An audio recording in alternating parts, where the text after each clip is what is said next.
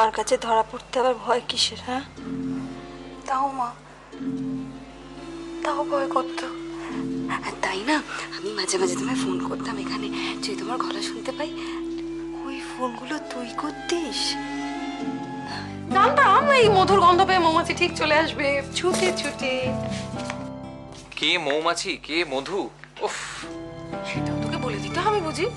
দেখ, আমি যে মধু নই সেটা তো বলার অপেক্ষা রাখে না। এক্ষেত্রে মধুটি হচ্ছে তোর বউ, আর মৌমাছি। দিদি ভাই প্লিজ, আমার না আর ভালো লাগছে না তোর এই এক কথা শুনতে। ভালো না লাগলে বাড়িতে এখন একটাই কথা চলছে তোদের নিয়ে, জানিস তো? কি? এই যে আমাদের ভাইয়া তার বউকে চোখে হারাচ্ছে। ধ্যাৎ, আবার শুরু করেছে বিরক্তিকর যত। আচ্ছা কি মুশকিল বাবা, এই তো তোরা হানিমুনে যাচ্ছিস, সেখানে গিয়ে বউকে তো সবসময় পাশে পাশে পাবি। তো এই কটা দিন মাঝখানে রয়েছে, সেটা অপর্ণাকে আমরাও একটু পাই। হ্যাঁ, কে বারণ করেছে? অপর্ণার সঙ্গে গল্প গুজব করছিস তো, কর না। আমরা সেটা করি, তুই জানা তোর রণদা বসে আছে, গল্প কর। রণদা? এ বাবা, এক্ষুনি গেলে পেশেন্টের গল্প শুরু করে দেবে। কাকে কি ইনজেকশন দেওয়ার কথা ছিল, কাকে প্যারাসিটামল দিতে গিয়ে জেলোসিল দিয়েছে। যাচ্ছি, যখন হুকুম করেছে তাই করতে হবে। অবাক হয়ে গেছিলেন আমায় দেখে? জানো, হঠাৎ একদিন কাকু ওই বাড়িতে চলে গেল। আমি দেখে বিশ্বাস করতে পারছিলাম না। গিয়ে আমাকে নিয়ে এলো এখানে। তো আমি কতবার বলেছিলাম বলো তো, আমাকে ফিরিয়ে নিয়ে এসো এই বাড়িতে। তুই আমার কথা শুনলে না। আর কাকু একবার গেল, আমাকে সঙ্গে সঙ্গে এখানে নিয়ে এলো। এক মুহূর্ত থাকতে দিল না আমায়।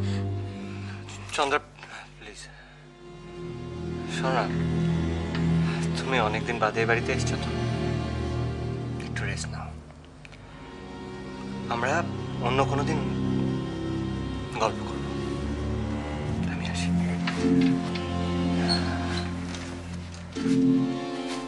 আজ আমার মাথায় হাত রেখে তুই প্রতিজ্ঞা কর, ওই গজেনের ডেরায় তুই আর কোনোদিন যাবি না। কখনো যাবি না সন্দীপ। তুই বেআইমশাই নার্সিং হোমে মন দিয়ে কাজটা করবি সন্দীপ, আমার কথা দে। করবো মা, নিশ্চয়ই করবো। বেআইমশাই অপুকে বড্ড ভালোবাসেন বাবা।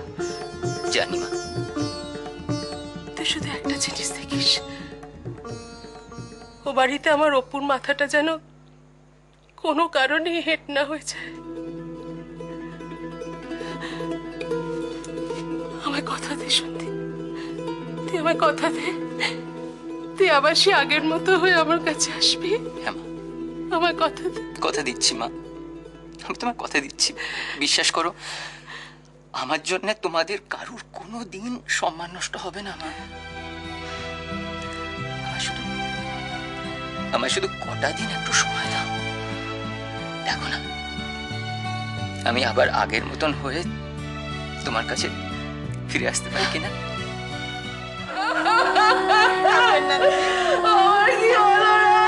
কিন্তু এখনো তো ওনাদের কোনো আত্মীয় স্বজন আসেননি।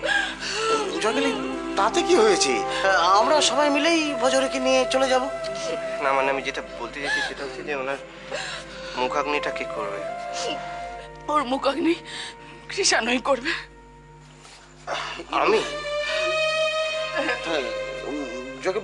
বলছিলাম কি বৌমা, কৃষাণুর সঙ্গে তো ভজরের কোনো রক্তের সম্পর্ক নেই, তাই কৃষাণু কি জয়কালী? আর যখন ওর কাকু অসুস্থ হয়ে পড়েছিলেন, তখন রক্তের সম্পর্কে লোকেরা কোথায় ছিল বলুন? কেউ এসে একটা দিনও পাশে দাঁড়িয়েছিল?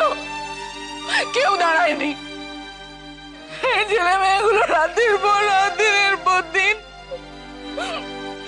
ওর কাকুর সেবা শুশ্রূষা করেছে। আমি বলছি কৃষাণু কাকুর মুখাগ্নি করবে, কৃষাণুই করবে। ঠিক আছে।